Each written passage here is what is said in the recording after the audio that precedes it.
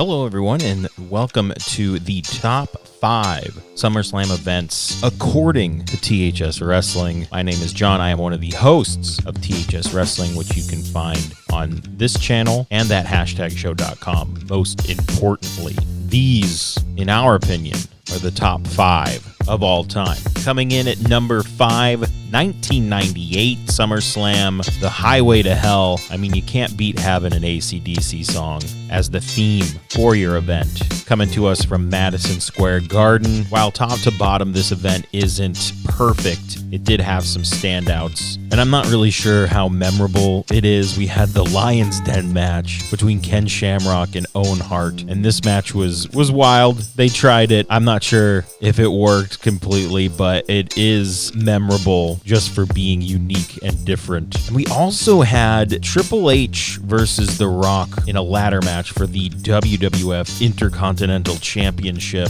It is probably one of my favorite ladder matches of all time. Just a really fun match. If there's any match from this card you go out of your way to watch, I would suggest watching that. And the main event of this card, Stone Cold Steve Austin defeating The Undertaker for the WWF Championship. I mean, like I said, top to bottom, not a perfect card, but it did have its standouts, and that's why it's number 5 on our list. Number 4 on our list, SummerSlam 1992, Wembley Stadium. Again, not a perfect card, but we did have some great matches. This event opens with the great visual of the Legion of Doom with Paul Ellering all riding motorcycles to the ring. They defeated Money Inc., IRS, and Ted DiBiase in the opener. I mean, you can't get better than that visual. But I mean, the real reason this makes our top 5 in the number 4 spot is because we have 2 great main events. We have the Ultimate Warrior and Randy Savage for the WWF World Heavyweight Championship. Probably one of the best matches of the Ultimate Warrior's career. We also had some nonsense with Ric Flair and Mr. Perfect in this match. Kind of a non-finish, but a good match nonetheless. In the main event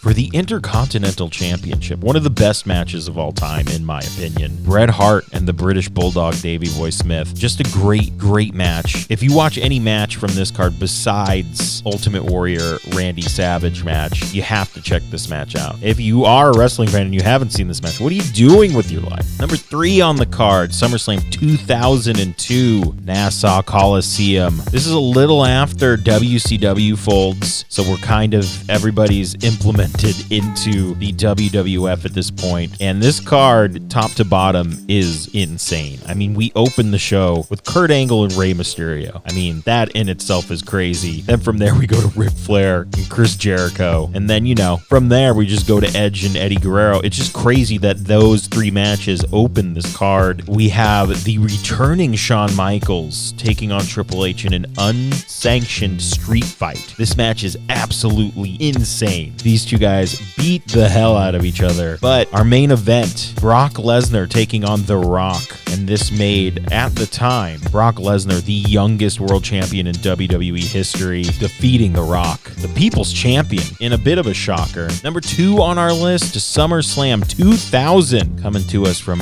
Raleigh, North Carolina. SummerSlam 2000 is on this, and it's so high here because it has a couple of iconic matches and moments. And one of those moments is the hardcore match between Shane McMahon and Steve Blackman. Shane McMahon falls backwards from the Jumbotron into a steel structure, and if that wasn't enough, Steve Blackman goes, I'm gonna elbow drop this dude from this great height. Absolutely crazy moment, absolutely crazy visual. And I mean, you also have a great main event, The Rock defeating Triple H and Kurt Angle. 3 guys at the top of their game at this time. But the reason SummerSlam 2000 is so high on the list would have to be the first ever tables, ladders, and chairs match, guys. Edge and Christian, the Dudley Boys, the Hardy Boys. This match absolutely changed the game. Number 1 on our list is SummerSlam 2013, coming to us from the Staples Center right here in Los Angeles, California. This event, pretty good top to bottom. Brock Lesnar versus CM Punk in a no DQ match. This match was absolutely insane. There were a couple of times you thought CM Punk would pull it out, but Brock Lesnar ended up being a little too much for the best best in the world. Then we had the main event, John Cena taking on Daniel Bryan with Triple H as the special guest referee. Daniel Bryan, the ultimate underdog. And this is kind of the start of this story of the Authority. And while the Authority might have overstayed their welcome, this is the beginning of Daniel Bryan's underdog story.